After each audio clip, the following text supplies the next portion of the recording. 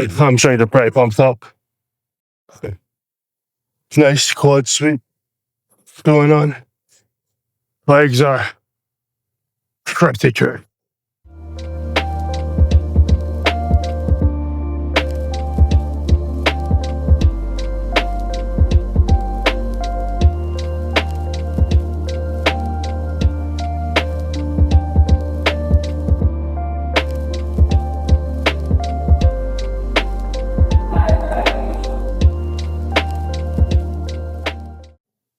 So today we're hitting legs. Caffeine, monster, and pre-workout. Because without caffeine on leg day, it's a bit of a slog. It's a bit of a grind. When you've got caffeine on leg day, you're just ready for war. There's no holding back. Without it, it sucks.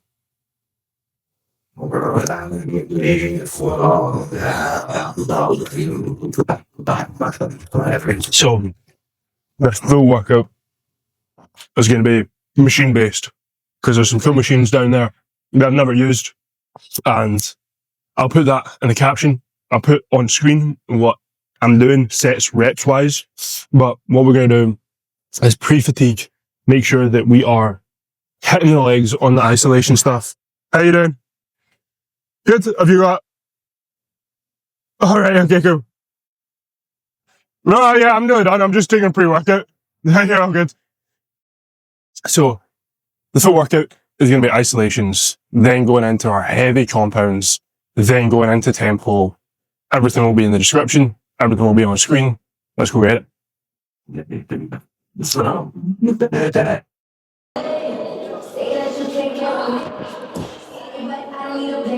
So what you'll see me doing on this is when I'm doing a calf raise, I'm not just going up and down, right? I'll drive the heel up, and then what I'll think about doing is driving the heel forward from there. So it looks like I'm doing like up, pause, and then up a wee bit more. But what I'm really thinking about doing is driving my heels over my toes. That's all the ankles actually do. Like, if we stretch the ankle as much as possible and then open it up as much as possible, we're going to get a full stretch, a full contraction. And one of the ways that you can really focus on getting that full contraction isn't just thinking about going up. Because when you go up, you tend to just cut yourself short. Think about get your heel to roll over your big toe.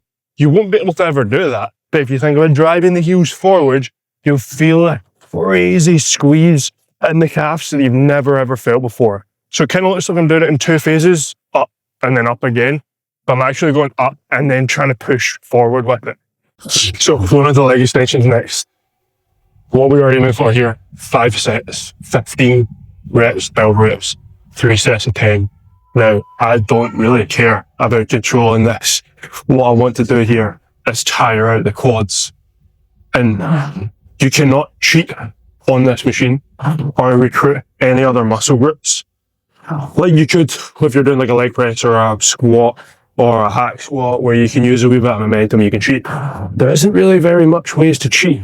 No matter how you move this, you're going to be engaging the quads a hell of a lot. So, want to go heavy, want to go hard. Tempo, we can do later on in the workout. Right now, it's just about moving some weight through the quads. This machine is awesome because you're essentially lying back, which develops a wee bit more of the hip flexors and the muscles up the top of the quads. Look at that. So 15 reps. If I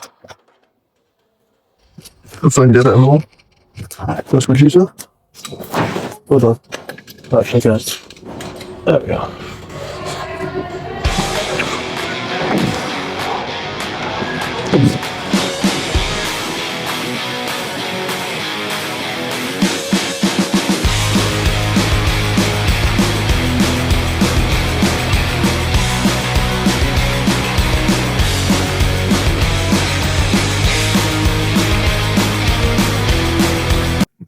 Truthfully, that is probably a wee bit light.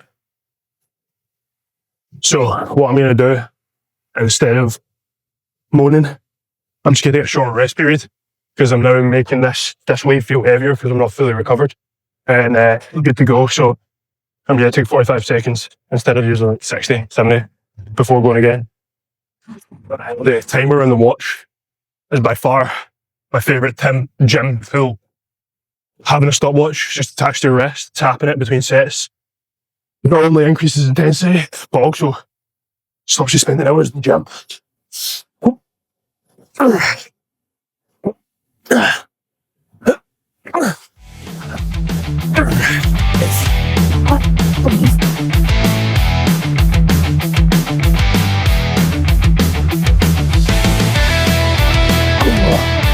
Right, 45 seconds, we'll finish off. Also, I do massively appreciate a quiet gym on a Saturday morning. I'm literally the only person here. There's a class going on upstairs where I was before the start of the video, and there was a photo shoot that was just finishing up. But I'm the only person in that gym that I can do whatever I want. Not that I'm doing anything weird or do anything apart from workout, but I can do anything I want.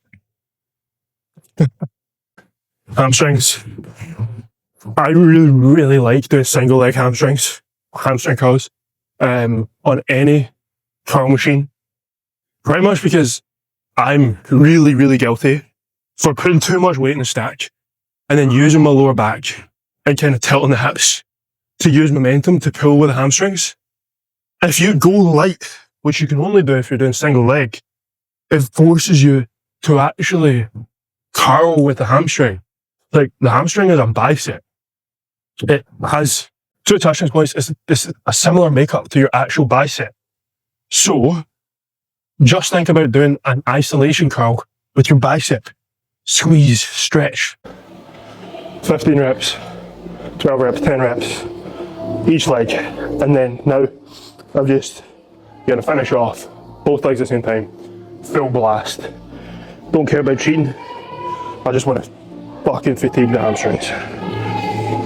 Oh Jesus, that's heavy. Right, let's go.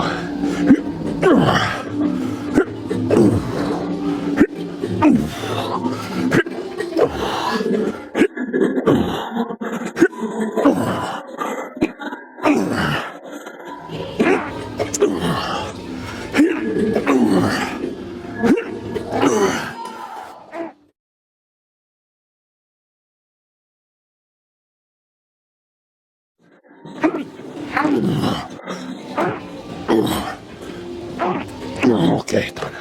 Oh shit. Oh goddamn. Oh, that's gonna be so tomorrow. So we were going for 4 sets, 10 reps. Do your warm-ups. You're not gonna be able to just do your accessory work and then come into this and go full stack. Go as heavy as possible. So work your way up to the plates. Figure out where you need to be at. How many plates you need to be at to hit the 10 rep range. Hit 10 perfectly. And then repeat it. Oh, that's 2 plates. I think I'll maybe get 3. Let's see. I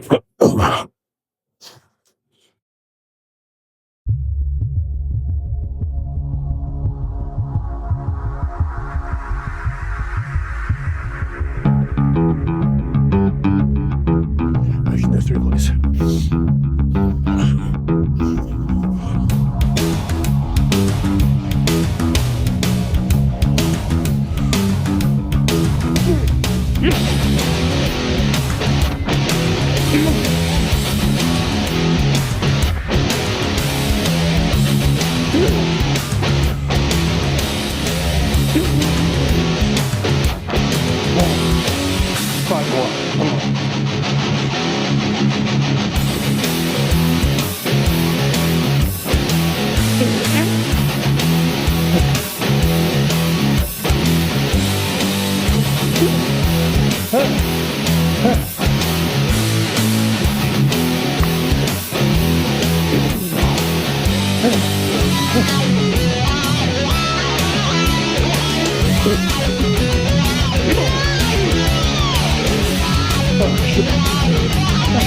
Okay. A couple of things when using my leg press. I've realised the further I get into this workout, the less I'm speaking, because the more fatigued I am. But, a couple of things. You want your back to be locked in, your lower back to be locked in on this, right? Don't really want your lower back to be coming up. You want all the movement to be coming to the hips and the legs. You don't want to round your arse under just to get it further back. So if that's happening, you probably need to adjust your feet in the pad. But being slightly taller and the angle of some machines not working for me, what I found is if you slide your arse up the pad slightly, so I've got like a gap there, it can help find a better angle for you and your body, because essentially you're now no longer as closed. You're going into more open position to start. And just depending on how long your legs are, how long your back is, what angle your hips may be tight at and stuff like that, or hamstrings may be tight at, just a wee 2 inches sliding up, and then going from there can make it more comfortable, but you still want to keep your lower back like fucking locked in on the bottom of this. Right. We're doing 15, 12, 10, 8. I've just done my 12, so I need to put on more plates. Oh.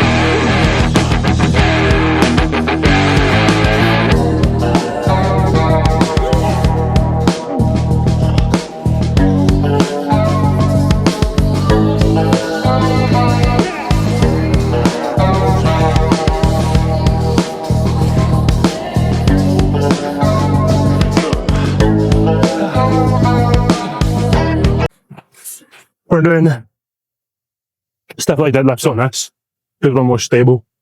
Essentially what I'm trying to do is keep my legs perfectly straight, but get my upper body to essentially end up in like a 90-degree position. I don't have to worry about balance. I'm literally just trying to take my face and lean it forwards. The machine's going to hold me stable. So we're just working the hamstrings, trying to not minimize, or trying to not activate the glutes. Lower back's going to get a wee bit short on this. So, we've done machines, our lower back's fresh. We've not really, if we did like squats or something before this, our lower back might be a wee bit fatigued, it might be quite hard to do this. But lower back's pretty fresh. You can definitely feel in your spinal erectors just because you're leaning so far forward. But we are doing it tempoed. So I'm going, well, I was aiming for 8 seconds negatives, but I think realistically I ended up being like 4 or 5 towards the end of the sets there. So I've got one more set. I'm just doing 3 sets, 10 reps. Then one more exercise and we're done. And we go to scran. So this bar is sliding down my legs the whole way.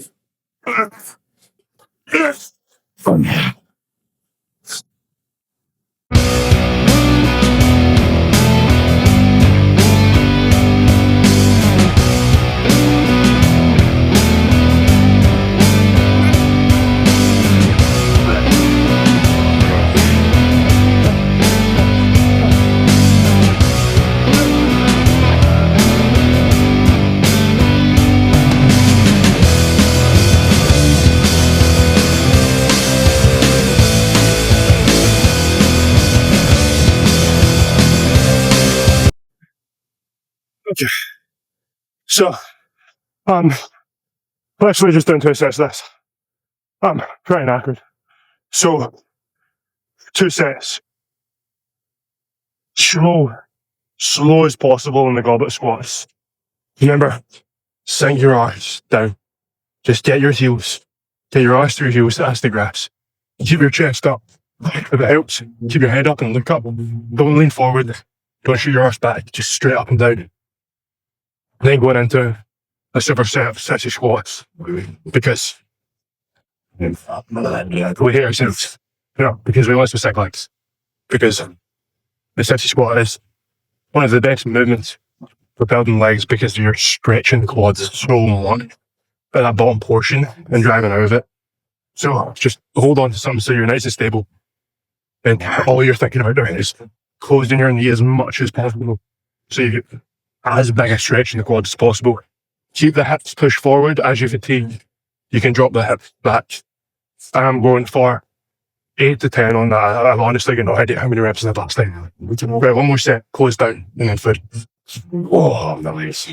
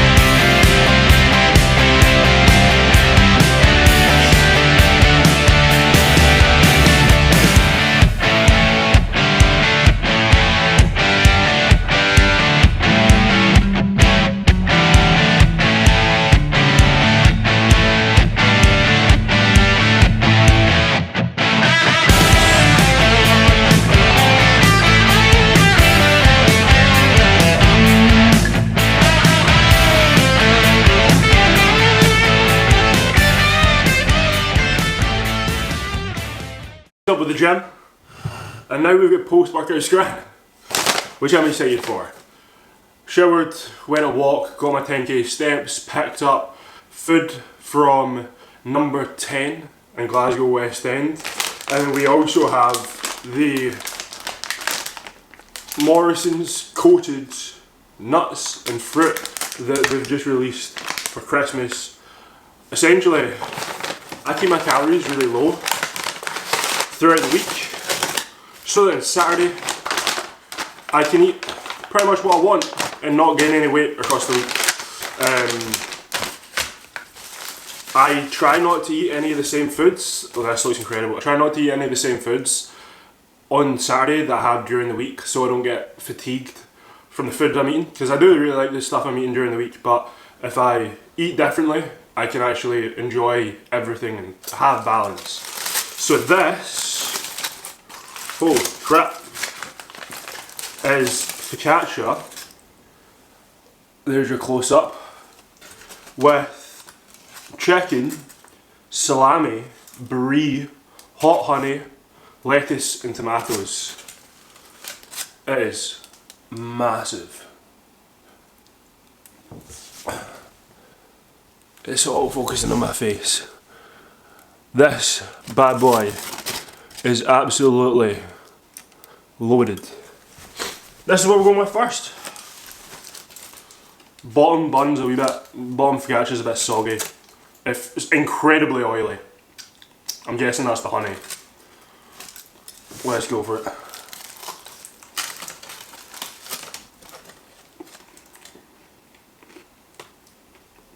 There's avocado.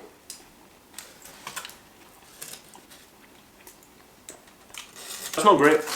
I thought it would be better. Essentially, what you're getting is an unbelievable amount of bread, right? Nicely toasted though, which is quite cool. An unbelievable amount of bread. The chicken, completely flavourless and dry. You get a hint of salami, but then they've got like avocado on the bottom, and that just overpowers absolutely everything. And I like avocado. However, you can't taste any of the other stuff, because I don't know if it's like a pre-made guacamole or they make it in-house, but it's already going like brown, which makes me think, oh, it's probably fresh if it's already going brown, but it massively overpowers everything. I give it like a 5 out of 10. I wouldn't even be keen on on finishing it. And my hands are so greasy. I'm actually gonna have to glue paper towel. Cake and blackberry cheesecake, black currants. I'm looking forward to these. I've been looking forward to these all week. The calories are unbelievable. So there's 150 grams in the bag. A serving is, this is because my hands are so greasy I can't open this pack. Jesus. Oh my god. There we go.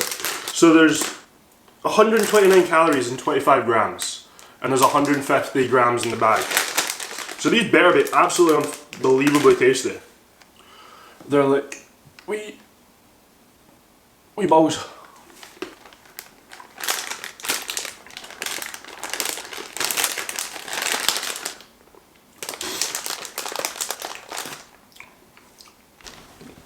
Not really a cheesecake. It's like a hard shell. I actually really like the cranberry. I like the flavour. But it's almost like the cheesecake has been so cooked that it's become like crispy, which is kind of a weird texture. And then you get cheesecake at the start, and then you get this really strong cranberry taste. Chocolate hazelnut. These look good. Oh, they're the shit. These have even more calories per serving, 153. Yeah. Coconut, it's not overpowering, nice white chocolate, and I'm not usually a massive fan of white chocolate. I give these like a solid 7. They're not mind blowing, but they're yummy. Give these like a 5.5. I don't think they deserve a 6, so 5.5. And now I'm just gonna eat this. There's also a weird potato on top of the focaccia.